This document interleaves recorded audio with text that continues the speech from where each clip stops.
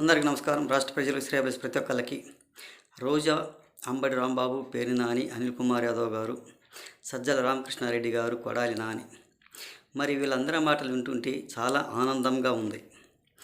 పోలీసుల గురించి పూర్తి రివర్స్ స్థాయిలో చెబుతున్నారు. ఈ విషయానికి వస్తే ఎన్నికల కమిషనర్ గారికి, అదే ముఖేష్ మీనా గారికి కూడా చాలా అర్థమయ్యే ఉంటుంది. వీళ్ళ మాటలు వింటుంటే కంపల్సరిగా ఓడిపోతామన్న భయంతోనే ప్రతి ఒక్కరికి అర్థమవుతుంది. అంతేగాని వీళ్ళు చేసే ఒక పిరిగి పనిలాగా ప్రతి ఒక్కళ్ళు కూడా ఏమీ చేయటానికి చేతగాక ఇంత పనితనం పెట్టుకొని చేసిన వాళ్ళంటే ఇదే విధంగా ఉంటుందేమో. ఇది అదే మాచర్ల నియోజకవర్గంలో దాని గురించి ఫేక్ అన్నవాడు ఒక్కసారి మరి టెస్ట్ చేయించుకోవాలి కదా. మరి అది మార్పింగు అని అంటే ఇది కూడా మార్పింగ్ అయినట్టే కదా. వీళ్ళు కూడా మార్పింగ్ మనుషులేనా? వీళ్ళందరూ కూడా ఒక ఈవీఎంలు పగలగొట్టి ఇంత ఆరాచకాలకు పాల్పడినా కానీ ఇది మార్పింగు, అది కాదు, మొత్తం అలాగే ఉన్నాయి, ఇది ఏమన్నా ఇది ఫేక్ వీడియో చేసి వదిలేరు అనటానికి ఏమన్నా సహజమేనా? ఒక్కసారి చెప్పండి. వీళ్ళు అసలు మనుషులా కాదా ఒకసారి చెప్పండి. ఇది ప్రతి ఒక్కళ్ళు కూడా రుజువు అవుతూనే ఉంది. చిన్న పిల్లవాడిని అడిగినా కానీ ఇది నిజమేను, ఇది వాస్తవమేను అంటారు.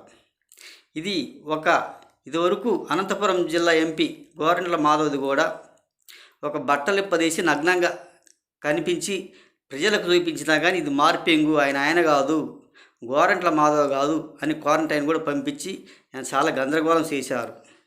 మళ్ళీ ఇప్పుడు అదే విధంగా ఈయన అనటానికి ఎలా సహజపడుతుంది ఒకసారి చెప్పండి. ఇది ఎలా సాధ్యపడుతుంది? ఏదైనా ఒక అబద్ధాన్ని అబద్ధంగా చెప్తారు కానీ నిజంగా చెప్పరు వీళ్ళు. వీళ్ళకి ఎలా సహజమవుతుంది ఒకసారి చెప్పండి. మళ్ళీ పిన్నెల్లి రామకృష్ణారెడ్డి అసలు చెయ్యనే లేదు, ఇది ఒత్త కాయించుకొని చెప్తున్నారంటారు. ఇది ఎలా సాధ్యపడుతుంది? ప్రతి ఒక్కళ్ళు కూడా కనపడుతుందిగా. ఇలా మోసం చేయడానికి ఎలా సహజపడుతుంది?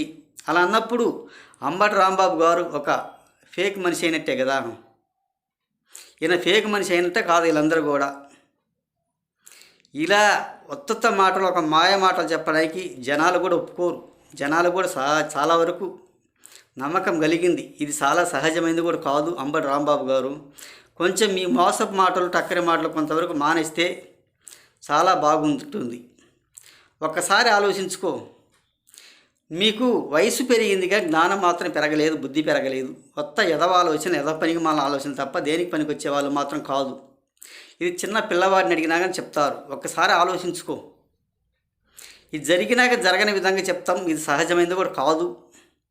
ప్రతి ఒక్కళ్ళకి పబ్లిక్గా తెలిసిపోయింది.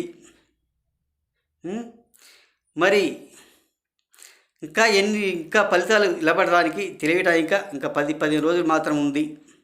మీరు చేయటం ఇలా సహజమైనది కూడా కాదు. మీకు ఏంటంటే పక్కా ఓటమి భయబట్టి ఇలా బయటపడాలి, ఎలా సహజపడాలి, ఎలా ఆరాచకాలు చేయాలని ఈ విధంగా చేస్తున్నారు. ఒక్కసారి ఆలోచించుకోండి. ఇది చాలా మంచి పద్ధతి కూడా కాదు. చేసిన వాళ్ళు మాత్రం క్షమాపణ చెప్పాలి. చెప్పకపోతే ప్రయోజనం ఏముండదు. మరి వాళ్ళ ఆధీనం ప్రకారం గత వీడియోలో కూడా చెప్పాను నేను. అదేవిధంగా మాత్రం ఒక సామాన్యమైన మానవుడైతే అతని పరిస్థితి ఏంటి, ఒక అధికారం ఉన్న అతని పరిస్థితి ఏంటి, ఇతనికి ఎన్ని రోజులు ఏమి కథ అని తెలియపరుచుకొని కొంచెం జ్ఞానోదయం కలిగించుకోవటానికి ఇది చాలా మంచిది కూడా కాదు. నిజమేను, చేసిన వాస్తవమేను. మీరు ఎన్ని మార్పింగ్లు చేసినా, ఎన్ని మోసపుకుండి మాటలు మాట్లాడా ఇది నమ్మే స్థితిలో కూడా ఎవరు లేరు, నమ్మటానికి ఆస్కారం లేదు అని తెలియపరుస్తూ చూద్దాం ఎలక్షన్ అయిపోయినాక ఏం జరుగుద్దో, ఎలా జరుగుద్దో. కోర్టు నుంచి బెయిల్ కూడా తెచ్చుకున్నారంట. ఇది ఎలా సాధ్యమైతే ఏ విధంగా ఏదైతుందో చూసి ఒక్కసారి రాష్ట్ర ప్రజలకి, శ్రేయస్ ప్రతి ఒక్కళ్ళకి, ముఖేష్ మీనా గారికి, అందరికీ, రాష్ట్ర ప్రజలకి, ప్రతి ఒక్కళ్ళకి హృదయపూర్వక ధన్యవాదాలు తెలియజేస్తూ, ప్రతిపక్ష పార్టీ నాయకులకి, కూటమి నాయకులకి అందరికీ హృదయపూర్వక ధన్యవాదాలు తెలియజేస్తూ నేను సెలవు తీసుకుంటున్నాను.